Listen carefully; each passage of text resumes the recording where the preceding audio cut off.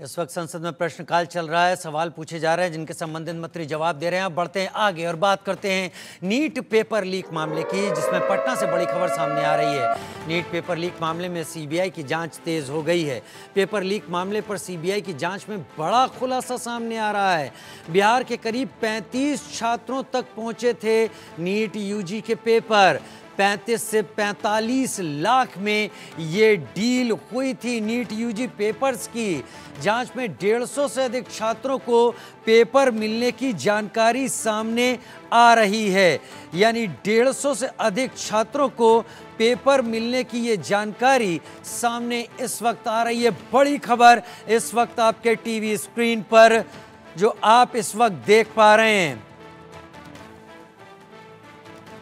अगर ये बात सच मान ली जाए शुरुआती तौर पर भी कि 150 छात्रों को नीट यूजी के पेपर बिहार में पटना के जरिए जांच में मिलने की बात जो सामने आ रही है और 35 से 45 लाख रुपए हर छात्र ने पेपर के लिए दिए होंगे, तो 35 लाख रुपए 150 छात्रों के हिसाब से 52 करोड़ 50 लाख रुपए होते हैं जो इन बच्चों के माँ बाप ने दिए होंगे। मैं फिर कह रहा हूं, यह जानकारी बड़ी खबर के तौर पर सूत्रों से आ रही है। 150 से अधिक छात्रों को पेपर मिलने की बात सामने आ रही है। 35 से 45 लाख तक यहां पर दिए जाने की बात सामने आ रही है। अगर 45 लाख को भी छोड़ दिया जाए, 35 लाख की बात की जाए, 35 लाख में डील की भी हम बात कर लेते हैं और जांच में जो 150 छात्रों को पेपर मिलने की बात आ रही है, तो 52 करोड़ 50 लाख रुपए केवल पेपर खरीदने के लिए ऐसे स्टूडेंट्स और उनके माँ बाप ने दे दिए थे। ये दो तरह चीजें बताते हैं, एक तो भ्रष्टाचार किस हद तक बढ़ चुका है और दूसरा माँ बाप नैतिकता को कितना ताक पर रखे हुए हैं और कितने बच्चों का हक मारा गया होगा। रितेश मिश्रा पटना से मेरे साथ लाइव जुड़ रहे हैं।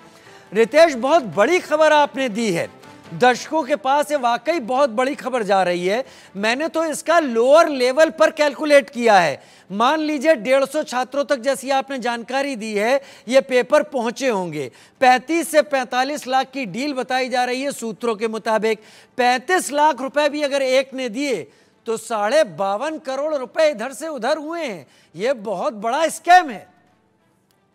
मैं अपडेट कर दूं राजू कि सिर्फ 52 करोड़ ही नहीं, तकरीबन 100 करोड़ से ऊपर का ये कारोबार है। क्योंकि देखिए इसमें जो रेट है अलग अलग फिक्स है। जैसे अगर कोई बिहार का है तो उसे 35 से 45 लाख, अगर सोलवर गैंग की जाति का है, उसका रिश्तेदार है तो उसको 35 लाख में डन कर देना है।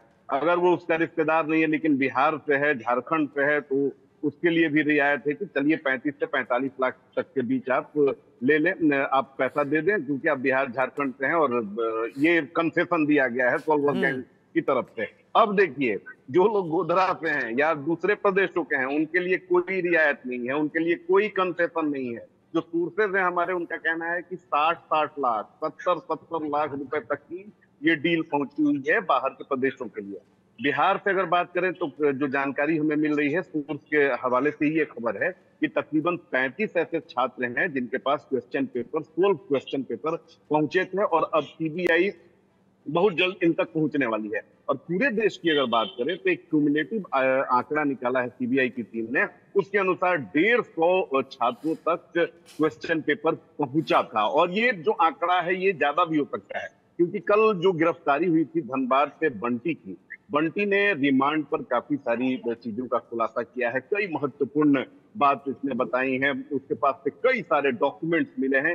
यानी अब जो सीबीआई की जांच है उसने काफी गति पकड़ ली है और अब इस जांच की जर में देखिए कि अभी तक तो सॉल्वर गैंग के लोग थे, अभी तक तो जो लोग सॉल्व कर रहे थे वो लोग थे, लेकिन अब जो इसके लाभार्थी थे, यानी आपने भी लाभ लेने के लिए कानून को तोड़ा, तो अब उन तक सीबीआई की टीम पहुंच रही है, चाहे वो गार्जियन हो, चाहे वो स्टूडेंट हो या मीडिएटर हो।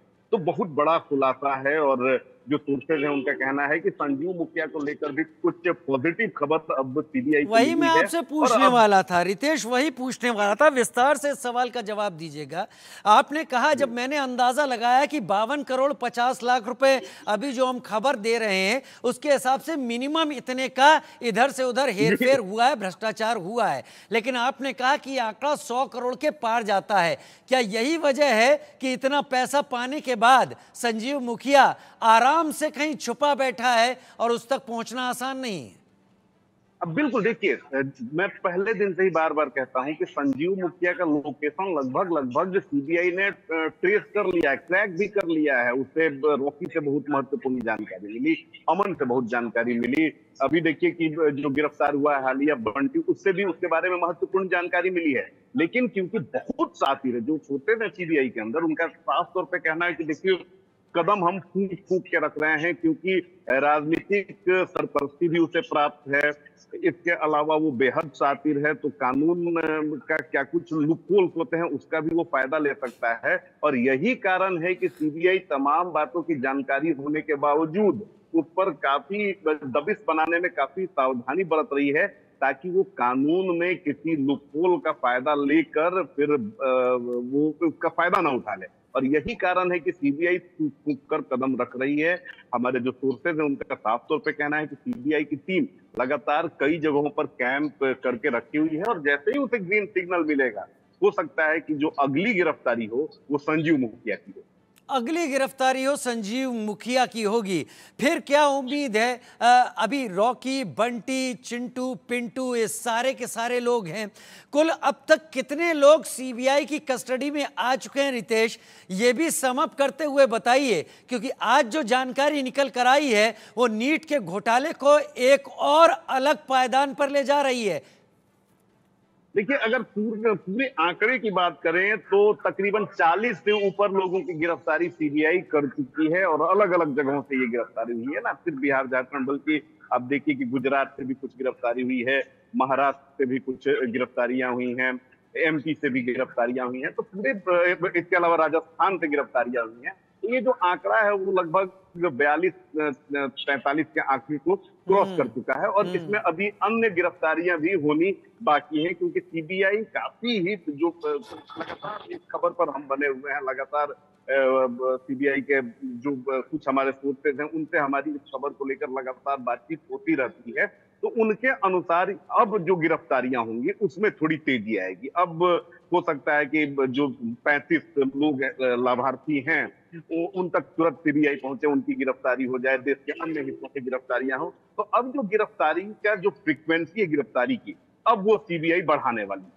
रितेश, आप जो जानकारी दे रहे हैं कि बाहर के प्रदेशों के लोगों से 60 से 70 लाख रुपए तक वसूले गए और बिहार और झारखंड के लोगों से अपनापन जताते हुए कंसेशन दिया गया और 35 से 45 लाख रुपए वसूले गए, एक अपने क्षेत्र के लड़कों को आगे बढ़ाने के लिए, मतलब धोखा, चालबाजी, चालाकी और चोरी, और उसमें भी इस तरीके के उसूल। प्राण की फिल्म का एक डायलॉग याद आता है, चोरों के ही उसूल होते हैं साहब, लेकिन ये उसूल देश को खोखला करने वाले हैं। बहुत शुक्रिया रितेश जानकारी के साथ जुड़ने के लिए। उम्मीद है सीबीआई ऐसे उसूलों वालों को जल्दी उन उसूलों के दायरे में जरूर लाएगी जो उसूल जेल की चारदीवारी के अंदर रखने के लिए पर्याप्त होते हैं। एक छोटा सा ब्रेक, जल्द हाजिर होते हैं।